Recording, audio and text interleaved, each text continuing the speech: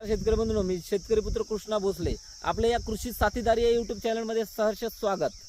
Video बनवायचा खास मुद्दा आजच्या घडीला जर बघितलं तर आपण कपाशीची लागवड मोठ्या प्रमाणावरती दिसून येते। तर शेतकरी मित्रांनो, कपाशीची लागवड आपण मोठ्या प्रमाणावरती करतोय, पण आपण व्हरायटी कोणती निवडतोय, त्या व्हरायटीवर रोगप्रतिकार क्षमता कशी आहे हे जाणून घेतलंय का कधी?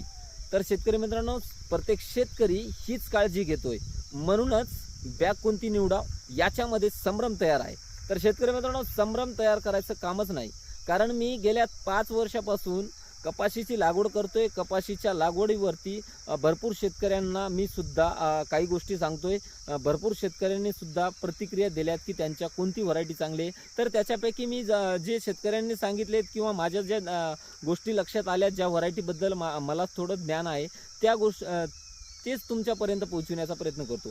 टॉप 10 मधल्या 10 व्हरायट्या ज्या की मी स्वतः बघितल्यात किंवा दुसऱ्याकडून ऐकल्यात, त्या व्हरायट्या तुम्हाला सांगतोय। त्या 10 व्हरायट्यापैकी तुम्ही कोणतीही व्हरायटी निवडू शकता किंवा तुमच्या सोयीच्छेने तुम्हाला जी व्हरायटी चांगली वाटेल असेल तुमच्या मनावरती, तर ती सुद्धा तुम्ही कमेंटच्या माध्यमातून माझ्यापर्यंत पोहोचू शकता।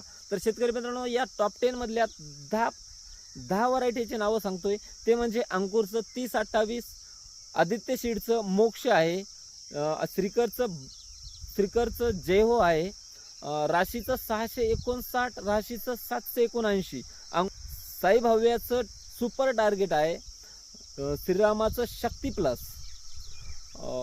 अजून जर सांगायचं जर झालं तर SRCS 99 श्रीरामा सीडचं।